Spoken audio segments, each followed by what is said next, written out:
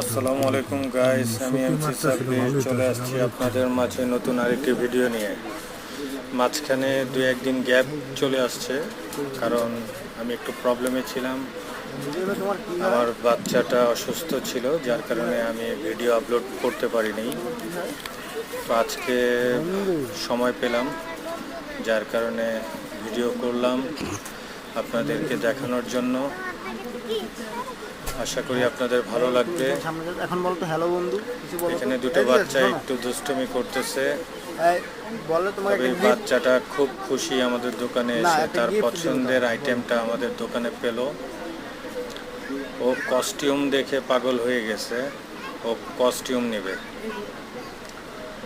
Costume ওর লাগবে। ও iron ম্যানের কস্টিউমটা ধরছে। তো ভালো থাকবেন সবাই, সুস্থ থাকবেন। আসসালামু আলাইকুম।